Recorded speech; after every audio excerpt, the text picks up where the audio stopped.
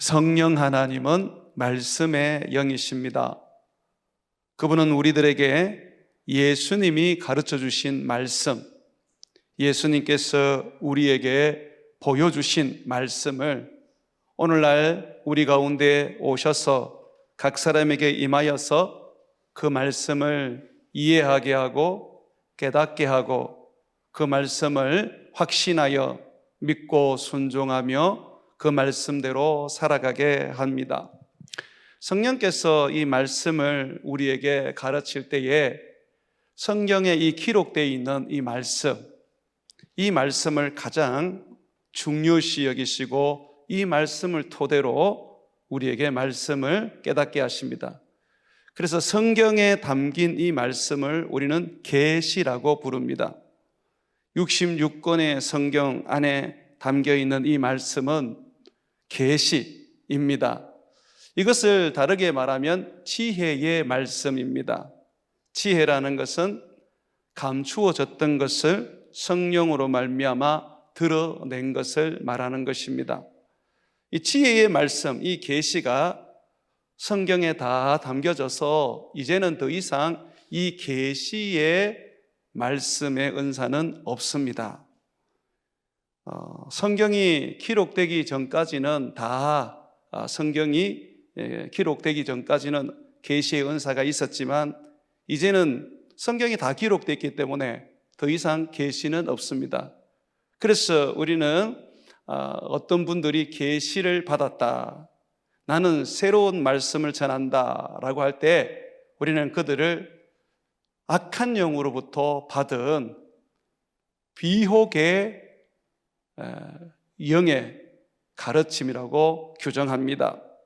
예를 들어서 몰몬교 같은 경우 그들은 몰몬이라는 사람이 계시를 받아서 몰몬 경을 지었습니다. 성경과 함께 몰몬경을 지었는데 이것을 몰몬교를 믿는 사람들은 하나님의 계시로 믿습니다. 근데 그것은 이단입니다. 성경 66권 외에는 또 다른 계시는 없습니다. 이슬람들도 구약 성경을 믿는데 그들은 또한 마호멧이 지은 코란을 또한 믿습니다. 그것을 계시라고 믿고 있죠. 이 코란은 가브리엘 천사에게 마호멧이 받았다고 전해주고 있습니다. 그러나 가브리엘 천사가 아닙니다. 그것은 악한 영, 타락한 천사에 불과할 뿐입니다. 오직 이 66권의 성경만이 하나님의 계시입니다. 천주교에서도 외경도 있고 또 교황의 말도 성경이라고 가르칩니다. 그러나 그것은 잘못된 가르침입니다. 이 66권 성경 외에는 다른 계시는 없습니다. 지혜의 말씀은 오직 66권 이 성경에 다 담겼기 때문에 더 이상 이 말씀은 주어지지 않습니다. 여러분, 구약 성경에 보게 되면 말라기를 통해서 마지막 주님이 구약의 계시를 주신 후에 더 이상 계시를 안 주셨지 않습니까? 예수님 오실 때까지 400년 동안 절대로 주님이 새로운 계시를 안 주셨습니다. 그와 같이 예수님은 자기의 사도 요한을 통하여 요한계시록을 마지막으로 계시의 말씀으로 주신 후에는 더 이상 계시를 주시지 않았습니다. 그래서 여러분들이 이 부분을 명확하게 하셔야 합니다. 그렇다면 성령은 오늘날 어떻게 말씀을 하시느냐? 이 계시의 말씀, 지혜의 말씀을 가지고 우리들을 가르치시고 이 말씀을 통하여 깨닫게 하시고 이 말씀을 통하여 주의 뜻이 무엇인지 알게 합니다. 이것을 지식의 말씀이라고 부르는 것입니다. 목사와 교사가 이 일을 하는 것입니다. 그런데 이 지식의 말씀, 계시의 말씀을 가르치는 이 교사와 목사의 사역은 아무나 할 수 있는 게 아닙니다. 목사로 부르심을 받은 사람만이 하는 겁니다. 하나님께서 그 은사, 지식의 말씀의 은사를 주셔서 그 말씀을 해석하고 이해하고 가르칠 수 있도록 권위를 부여하신 사람에게만 주어지는 것입니다. 그러다 보니까 모든 사람이 다 성경을 가르칠 수는 없습니다. 모든 사람이 다 성경을 읽는다고 해서 깨닫고 이해할 수 있는 게 아닙니다. 하나님이 그 은사를 주셔야지만 성령으로 말미암아 지식의 말씀의 은사를 받은 자들만이 이 일을 합니다. 그런데 많은 사람들이 이 지식의 말씀의 은사가 없는데도 불구하고 목사가 되고 또 성경을 가르치겠다고 교사가 되다 보니까 잘못된 가르침을 많이 전합니다. 성경을 마음대로 해석해서 많이 전합니다. 그러다 보니까 성경이 본래의 가르침을 훼손하게 됩니다. 그래서 여러분들이 어떤 목사를 만나느냐, 어떤 성경을 가르치는 분을 만나느냐에 따라서 여러분의 인생은 바뀌는 겁니다. 제가 몇천 명 모이는 교회에서 부목사로 할 때에 한 2년 가정의 제자 훈련을 모든 교인들에게 실시를 했는데 그 교육을 다 받은 사람들 중에는 그 말씀을 나누고 가르칠 수 있는 분이 적었습니다. 아무리 성경을 배워도 잘 가르치지 못했어요. 그게 바로 이 영의 말씀을 주님께서 가르치게 할 때에 특정한 사람들을 통하여 가르치게 하신다는 것입니다. 자, 그렇다면 나는 목사도 아니에요. 나는 말씀을 가르칠 수 있는 그런 은사도 없어요. 그러면 나는 말씀을 전할 수 없는가? 아닙니다. 주님께서 모든 성도들에게 주신 하나의 말씀을 전할 수 있는 은사를 주셨습니다. 그것이 예언입니다. 우리는 자꾸 예언을 미래의 이야기로만 좁게 생각을 합니다. 물론 미래에 대한 말씀이 예언이죠. 그러나 이 예언이라는 것은 미래에 대한 이야기만을 말하는 게 아닙니다. 폭넓게 말한다면 하나님에 대한 말씀을 전하는 것, 그것이 바로 예언입니다. 한번 따라합시다. 복음을 말하는 것, 이것이 예언이다. 자, 말씀의 영이신 성령님은 다시 말씀드립니다. 계시를 우리에게 주셨고, 자, 이 계시는 성경에 다 담겼기 때문에 더 이상은 없습니다. 두 번째, 이 계시의 말씀을 해석하고 가르치고 이 말씀을 깨닫게 하는 지식의 말씀을 주셨습니다. 이 은사를 주셨습니다. 이것은 오늘날 목사나 교사가 이 일을 한다고 말씀을 드렸습니다. 모든 사람이 다 할 수 있는 게 아닙니다. 이 일에 부름을 받은 사람들만이 할 수 있는 겁니다. 자, 그러나 모든 사람이 다 할 수 있는 말씀을 전하는 방법이 또 있습니다. 주님이 말씀의 영이시기 때문에 누구나 다 말씀을 전할 수 있도록 해주셨는데 그것은 바로 예언입니다. 예언. 오늘 말씀 한번 보시죠. 자, 베드로가 요엘 선지자의 말씀을 인용해서 말하고 있습니다. 17절 말씀입니다. 하나님이 말씀하시기를 말세에 내가 내 영을 모든 육체에 부어주리니 너희의 자녀들은 예언할 것이요 너희의 젊은이들은 환상을 보고 너희의 늙은이들은 꿈을 꾸리라. 그때에 내가 내 영을 내 남종과 여종에게도 부어주리니 그들이 예언할 것이요 라고 말씀하고 있습니다. 여기 보면 모든 사람이죠. 어린아이도 해요, 젊은이들도 해요, 늙은이도 해요, 전혀 공부를 하지 않고 글도 알지 못하는 남녀 종들도 다 예언을 해요. 누구나 다 예언을 할 수가 있어요. 왜 그래요? 예수님을 믿으면 성령을 받기 때문입니다. 성령을 받으면 어린아이든 노인이든 누구나 다 예언을 할 수가 있습니다.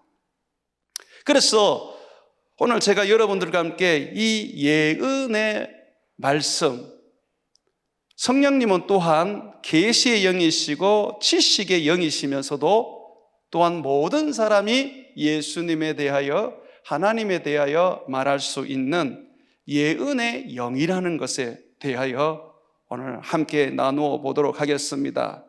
자, 이 예언이라는 거 어떻게 하게 되나요? 사도행전 2장 4절에 한번 보십시오. 오순절날 성령이 모든 사람들에게 임했습니다. 각 사람에게 성령이 다 임했습니다. 120명의 성도들에게 성령이 각 사람마다 임했습니다. 그리고 난 다음에 그들이 성령의 충만을 받고 난 다음에 예언을 하는데, 이 예언은 외국어로 예언을 했습니다.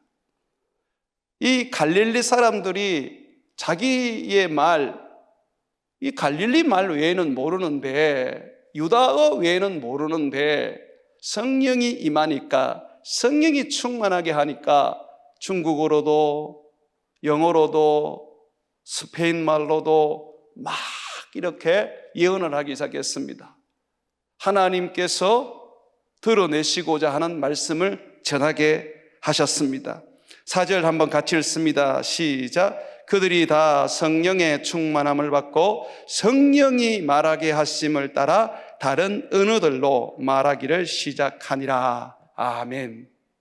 성령이 임하고 충만하게 성령이 우리를 지배하시면 우리도 모르게 입에서 막 예언을 하게 됩니다. 성령으로 말미암아서 성령이 말하게 하심을 따라 말합니다. 이것이 예언입니다. 이 예언은 어떤 내용을 가지고 있습니까? 이 내용은 11절에 보니까 사람들이 들어보니까 하나님에 관한 큰일의 말씀이라고 말하고 있습니다. 11절 한번 보십시오. 그리대인과 아라바인들이라 우리가 다 우리의 각 언어로 하나님의 큰일을 말함을 듣는도다. 예언은 뭐예요? 하나님께서 하실 일을 말씀하시는 거예요. 예언은 하나님께서 예수 그리스도에 대하여 전해주시는 복음인 거예요. 예언은 주님이 어떤 일을 하실지 그 일에 대하여 알려주어서 그 일을 우리가 순종하도록 만들어 주는 것입니다. 이 예언은 사람들이 이해를 못합니다.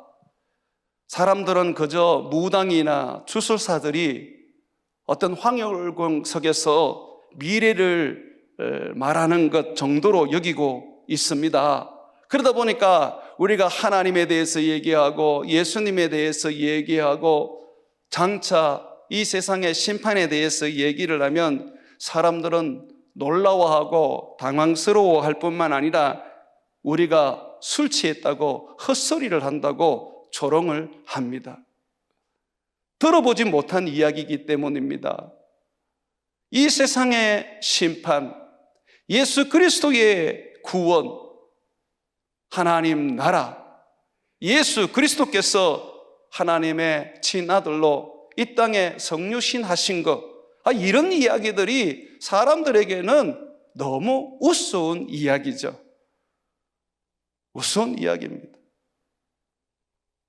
얼마 전에 일론 머스크가 기독교 유튜브에 나와서 사람들이 예수를 믿으라고 말할 때에 그가 대답한 이야기가 제 관심을 끌었습니다. 일론 머스크는 예수님이 가르친 가장 중요한 말씀은 예수님처럼 서로 사랑하라 하는 말씀이라고 그는 대답하더라고요. 누구보다도 예수님의 말씀을 잘 알고 있더라고요. 그리고 예수님은 하나님의 아들임을 성경이 말하고 있다고 이 일론 머스크가 얘기를 하더라고요. 그러면서 이 일론 머스크가 뭐라 그러냐면 믿어보도록 노력하겠습니다. 예수님이 저의 구주가 될 수 있도록 제가 애써 보겠습니다.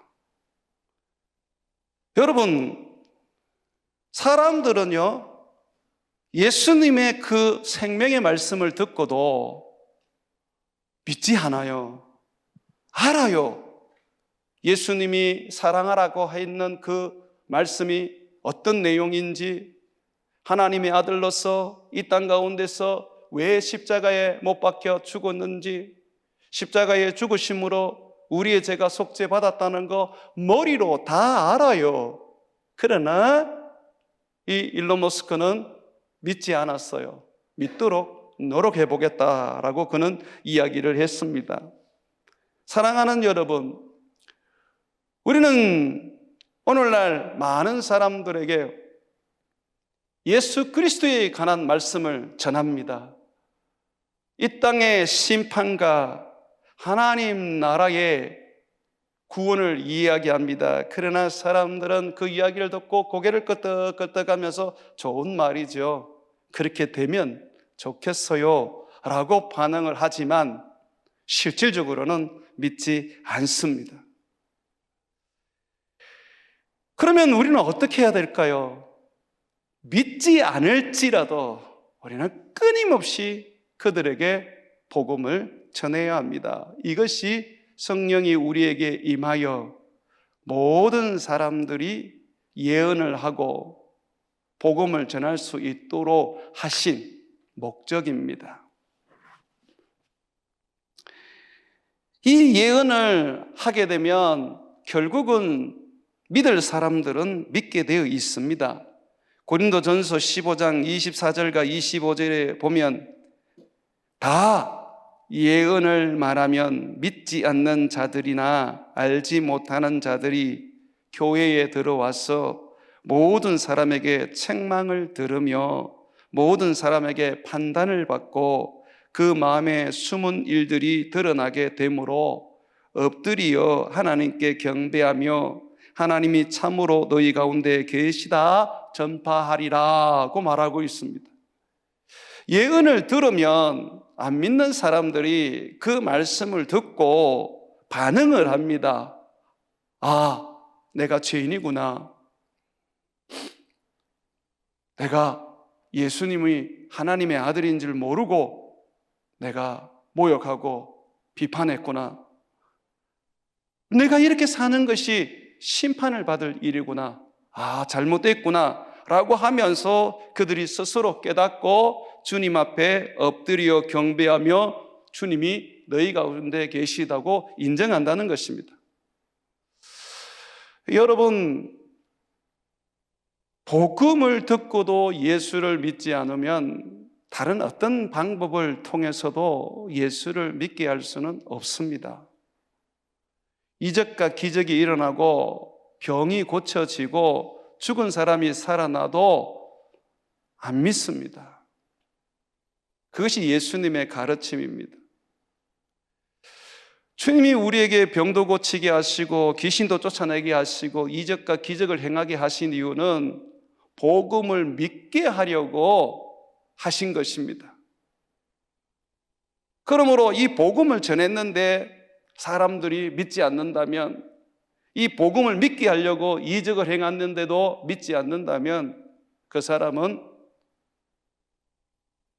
뭘 해도 믿지 않을 겁니다.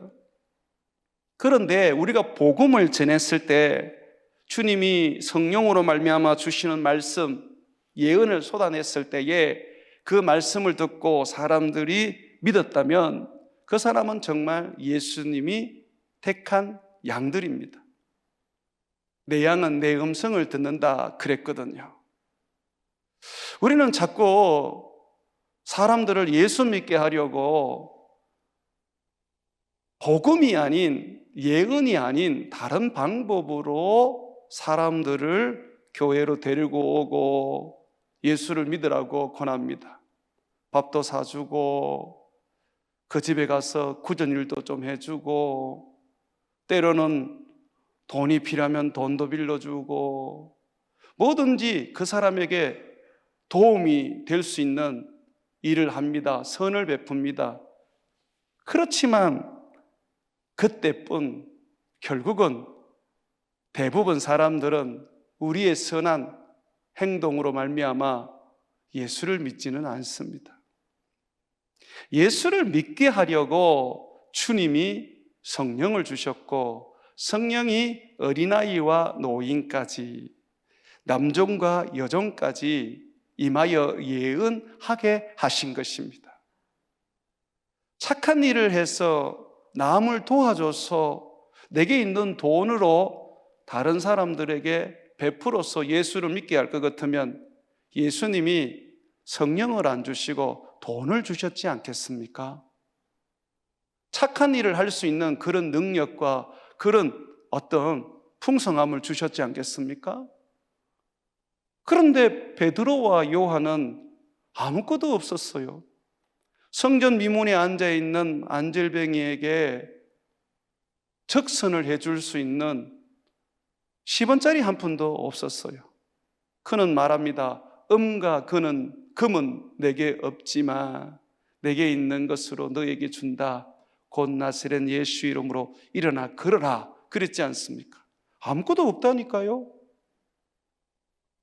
주님이 실질적으로 전도하러 갈 때도 야, 2벌을 가지고 가지 마. 신발도 1벌만 가지고 가. 음식도 사서 가지 마.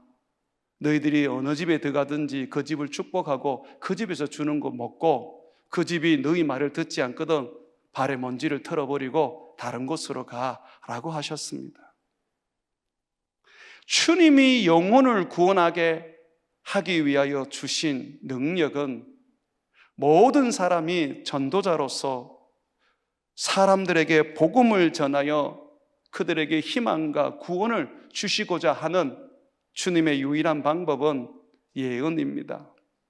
그런데 이 예언은요, 어디 특별한 어떤 말이 아니에요. 하나님에 관한 이야기고 예수님에 관한 이야기입니다. 성령에 충만하면 사람들 앞에 담대하게 예수님이 나의 주인이시고 우리 죄를 위하여 십자가에 못 박혀 죽으셨다. 너 예수 믿으면 구원을 얻는다라고 말할 수 있습니다. 그런데 희한하게 성령을 소멸하고 성령을 우리가 근심하게 하여서 성령을 느끼지 못할 때는 예수 믿는다는 소리조차도 못하고 성경책을 들고 다니다가도 누가 보면 얼른 뒤로 감추어 버리면서 나는 예수 믿지 않는 것처럼 자신을 숨기기도 하지요. 사랑하는 여러분, 성령이 임하면요, 충만하게 우리가 성령을 받으면 복음을 안 전하고는 못 견딥니다. 성령의 충만함을 받은 사람들은 누구에게라도 가서 예수 믿으라, 예수 믿으라, 예수 믿으라고 말하고 싶어져요. 우리가 유창하게 어떤 예수님에 대해서 설명을 해야지 예수를 믿을 거라고 생각하는데 그건 오산입니다.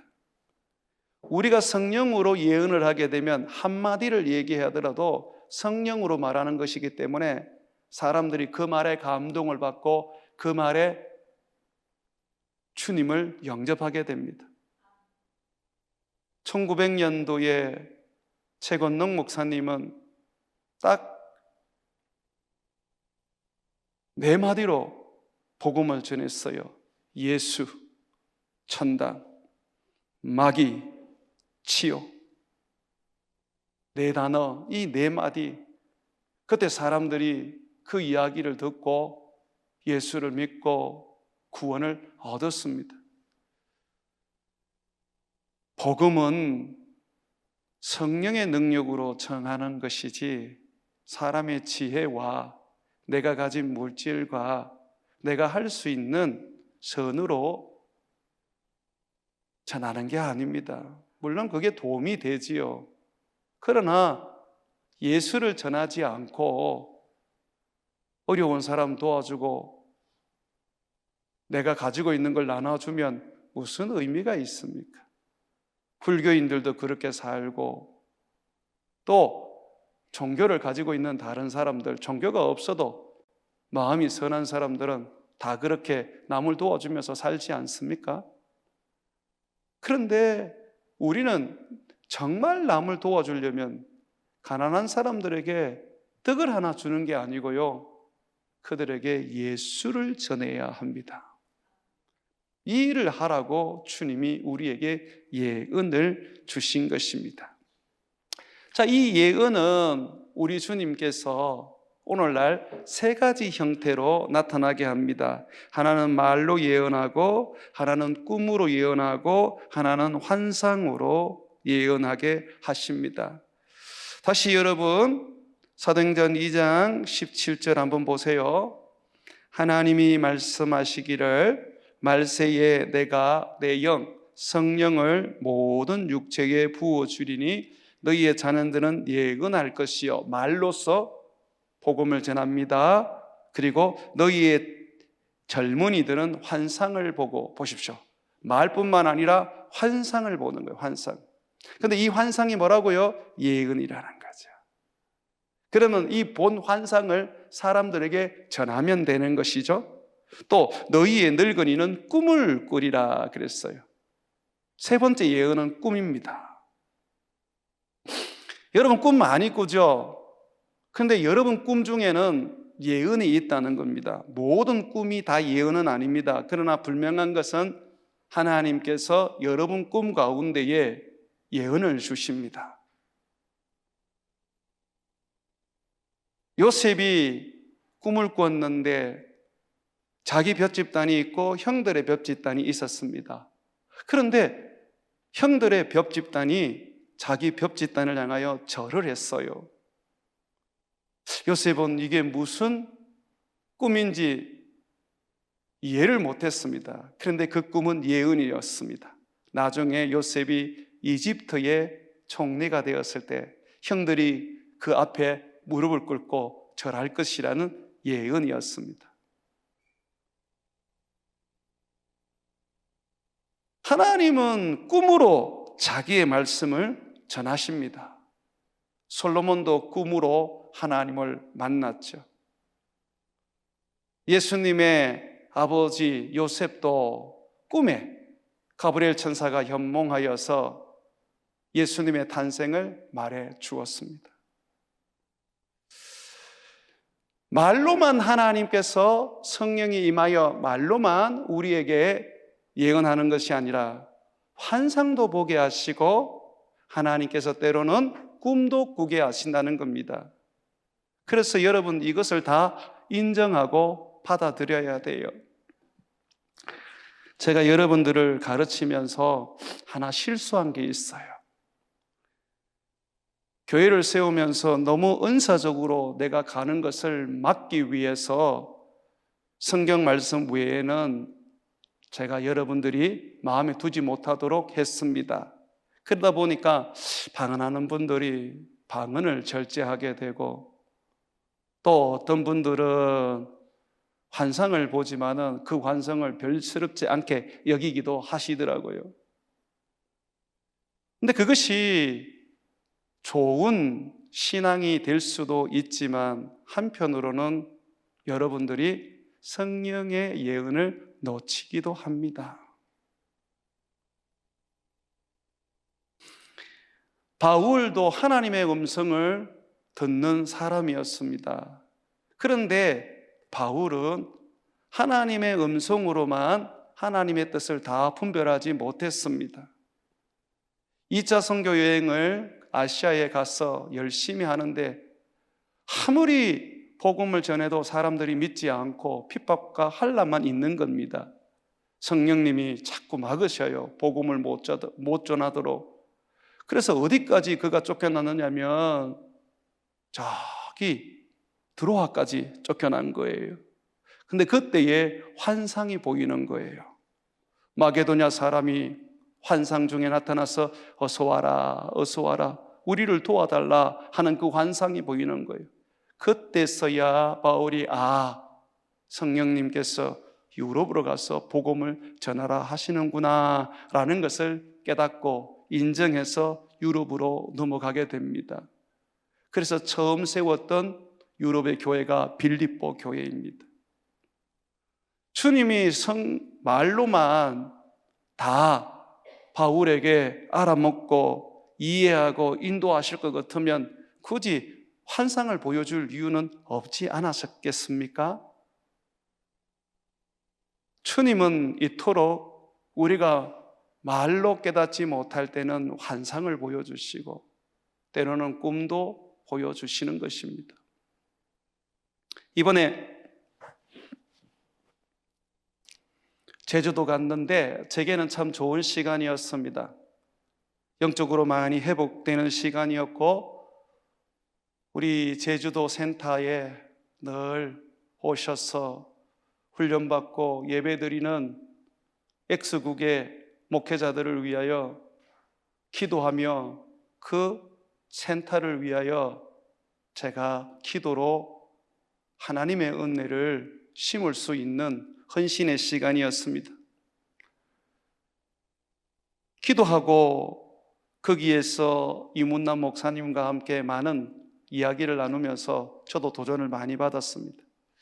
근데 목사님이 하룻밤 지나서 아침에 저한테 꿈 이야기를 해주는 거예요. 그분은 그런 걸 별로 좋아하지 않는 분이세요. 오직 말씀밖에 모르는 분인데 너무나도 신기한 꿈을 꿨다는 거죠.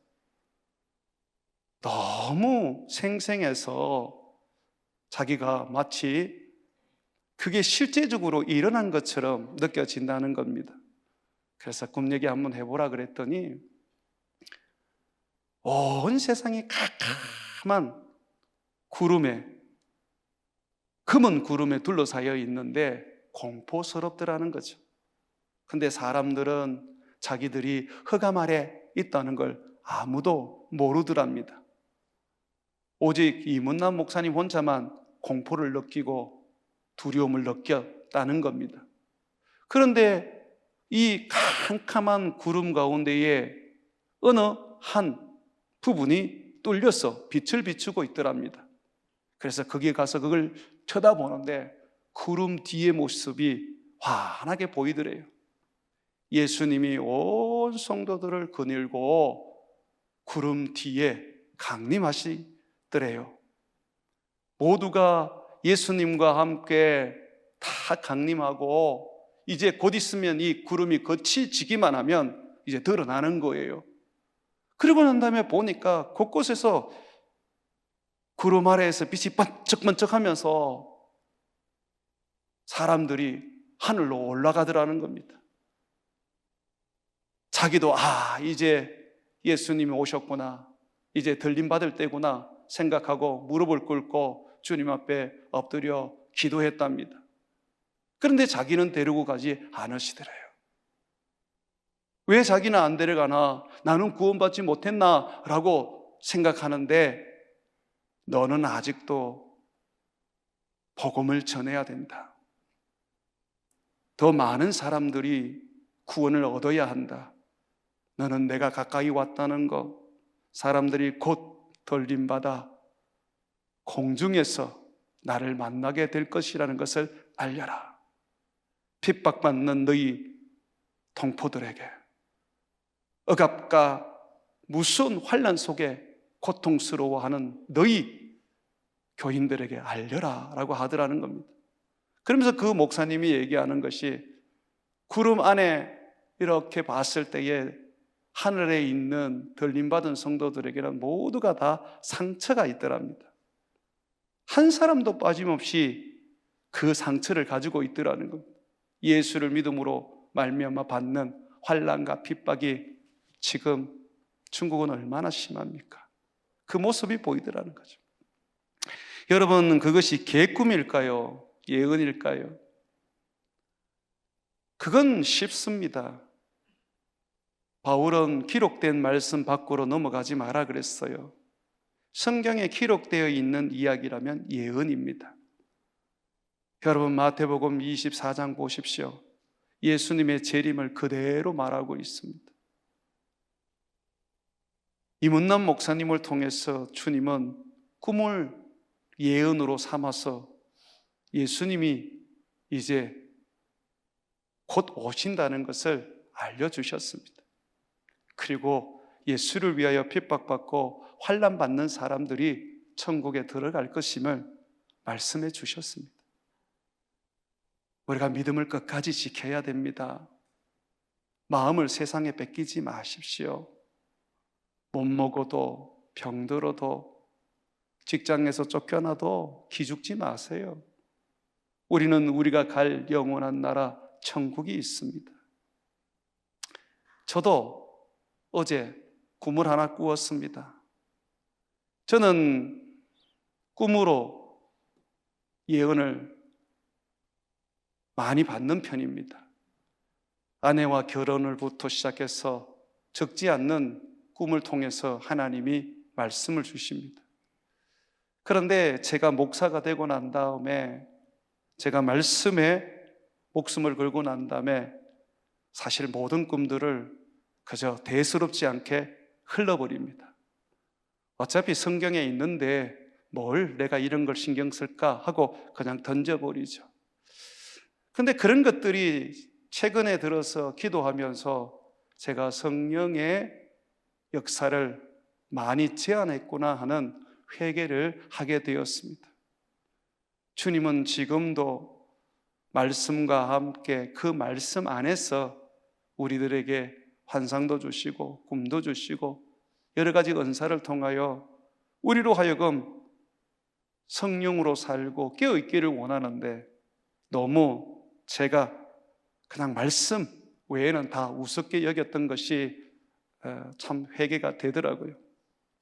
제가 어떤 꿈을 꾸었느냐 하면, 생일 잔치가 마련됐어요. 온 교인들이 모여서 생일 잔치를 이제 합니다. 6월 14일이면 우리 교회 생일이잖아요. 근데 거기에 전성표 목사가 와 있는 거예요. 천국에 가 있는 전성표 목사가 와 있어서 너무나도 놀랐습니다. 그래서 그 사람을 안고 정말 당신이냐고, 그래서 내가 볼때기도 꼬집어보고 그 사람을 만져보기도 했는데 정말 다 만지키는 거예요. 양복을 입고 주일날 교회에서 설교하던 그 모습으로 있는 거예요. 그래서 내가 사람들에게 그래서 여러분 전성표 목사가 왔어요 하고 했더니 근데 아무도 이 전성표 목사를 못 보는 거예요. 꿈입니다. 예? 지금 내 꿈 얘기하는 거예요. 너무 진지하게 들어가지고 내가 겁이 나네. 아무도 못 보는 거예요. 나 혼자만 볼 수밖에 없는 거예요. 나 혼자밖에 못 만지는 거예요. 그래서 제가 말을 하라 그랬더니 전성표 목사가 말을 하는데 사람들이 이게 안 들리는 거예요. 내가 그랬어요. 목사님, 나한테 말하세요. 그럼 내가 전달하겠습니다. 그랬더니 목사님이 하는 말이, 불지옥이 있습니다. 불지옥이 있다는 것을 일깨워 주십시오. 저는 천국에서 이 불지옥을 하나님이 보게 해주셨습니다. 그래서 내가 여러분들에게 외칩니다. 불지옥이 있습니다. 그러고 난 다음에 잠이 깼어요. 근데 제가 그 꿈을 꾸고 난 다음에 정신이 번쩍 드는 거예요. 나도 모르게 지옥에 대한, 불로 타는 그 무서운 지옥에 대한 부분들을 잊고 있었던 거예요. 그런데 꿈을 통하여서 불지옥이 있다는 것을 깨우쳐줬어요. 저는 그것이 그냥 꿈이라고 생각하지 않아요. 왜냐하면 성경에 있는 내용이니까. 마게도냐 사람이 바울을 오라고 해서 유럽을 전도한 것처럼 오늘날 이 시대에 우리에게 분명히 성경이 말하고 있는데 우리는 잊고 있어요. 지옥이 있다는 거, 불로 타들어가는 지옥이 있다는 거, 하나님의 무서운 심판이 있다는 거 우리는 알면서 잊고 있어요. 사랑하는 여러분, 이문남 목사님도 그렇고 저도 그렇고 이번 제주도에서 주님이 주신 그 꿈은 성경에 있는 말씀이기 때문에 우리는 여러분들에게 예언이라고 말해주고 싶어요. 주님 공중에 재림하십니다. 여러분 믿음으로 사십시오. 그래야 주님 만납니다. 이 세상을 붙잡고 살다가 돈 좋아하다가 주님이 아니라 나를 위하여 살다가 여러분 불지옥에 떨어질 수 있습니다. 끝까지 믿음을 지키셔야 합니다. 구원은 모든 사람의 것이 아닙니다. 누구든지 예수 안에 있는 자만이 구원을 얻을 수가 있는 것입니다. 사랑하는 여러분, 모든 환상들이나 또는 모든 말로 하는 예언이나 모든 꿈들이 다 성령의 예언이 아닙니다. 그러나 성령의 예언이 있다는 것입니다. 말세가 되면 사람들은 미혹의 영과 귀신의 가르침을 따르게 됩니다. 거짓 선지자와 그리스도가 일어나서 이적과 기사를 행하여 할 수만 있으면 택하신 자를 미혹합니다. 바울은 사탄을 광명의 천사라고 그렇게 가장하는, 광명의 천사로 가장한다고 가르치고 있습니다. 그래서 우리는 은사라든지 환상이라든지 예언이라든지 이 꿈이라는 것들을 그저 무시하고 벗어버립니다. 그러나 그 중에 영을 분별하셔서 지금의 시대에 성령님이 던지는 메시지를 받으셔야 합니다. 목사가 성령을 대신할 수는 없습니다. 각 사람에게 있는 성령이 여러분을 가르치고 생각나게 하고 여러분들 하여금 그 진리의 말씀대로 살도록 이끄십니다. 그러므로 여러분들이요, 여러분 가운데 임하신 성령이 말로도 예언하게 하시고 환상으로도 예언하게 하시고 꿈으로도 예언하게 하시는 그 미래에 대한 이야기, 장차 올 심판에 대한 이야기, 예수 그리스도를 믿음으로 말미암아 살아가야 하는 그 이야기를 붙잡으십시오. 저는 미국에 있을 때에 이 김천에 잃어버리고 유린하는 양들이 많다는 예언의 말씀을 듣고 그 말씀을 붙잡고 여기 와서 교회를 개척했고 정말 많은 잃어버린 영혼들을 하나님이 건져내 주셨습니다. 그런 가운데서 제가 이번 제주도에서 제 10년의 사역을 돌아보니까 제가 몇 가지 하나님 앞에 회개를 하게 되었습니다. 첫 번째는 온전히 성령을 따르지 못하고 저의 지식과 경험과 머리를 따랐던 것들이 회개가 되더라고요. 올해 미국에서 박사학위 받았다고 전공이 목회학이라고 저도 모르게 성령을 따르기보다는 때로는 내 머리와 내 지식과 내 학위를 따랐던 겁니다. 그것이 이번에 그렇게 회개가 되더라고요. 두 번째는 하나님의 영광을 가로채고 내 자신을 자랑하기 위해서 나를 부품하게 포장한 것들이 그렇게 회개가 되더라고요. 나는 도둑놈이었습니다. 하나님의 영광을 도둑질한 도둑놈이었습니다. 말은 예수로 살고 나는 죽는다고 그랬는데 돌아보니까 적지 않게 내 영광을 드러냈고 적지 않게 몰래 사람들에게 자랑을 해댔습니다. 그렇게 회개가 되더라고요. 하나님의 영광을 도둑질했다고 생각하니까 못 견디겠더라고요. 그때는 몰랐어요. 이제 10년이 되어서 돌아보니까 성령께서 내게 그것을 깨닫게 해주시니까 아, 내가 했다 그랬구나. 성령님이 하셨는데, 예수님이 하셨는데 내가 했다 그랬구나. 내가 아니면 안 된다 그랬구나. 그렇게 회개가 되더라고요. 또 하나는 제가 뭘 회개를 하게 되었느냐면 주님처럼 사랑하지 못했던 게 회개가 되더라고요. 내가 할 수 있는 만큼만 사랑했어요. 여러분보다는 어찌 보면 더 깊고 넓을 수 있는데 주님처럼은 아니었어요. 그렇게 주님 앞에 회개하고 주님 앞에 돌이키면서 야, 나는 이것밖에 안 됐구나라는 것을 알게 되었어요. 그럼에도 불구하고 주님이 나를 목사로 세워 주님의 교회를 이끌어 가신 것은 은혜였고 주님의 덮어주심과 가려주시는 축복이었습니다. 사랑하는 여러분, 우리 주님이 다 하신 것들 우리는 깨달아야 합니다.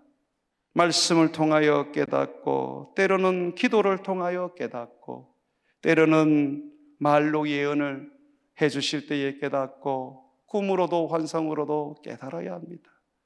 결국 우리는 종입니다. 종. 아무것도 아닙니다.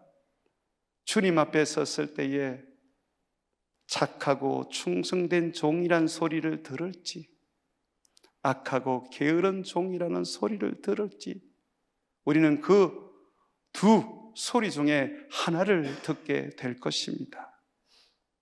주님의 은혜 안에 여러분 거하십시오. 성령님은 예언의 영입니다. 여러분이 기도할 때 말씀하시고, 환상을 통해도 말씀하시고, 꿈을 통해서도 말씀하시고, 목사를 통해서도 말씀하시고, 때로는 어린아이를 통해서도 말씀하십니다.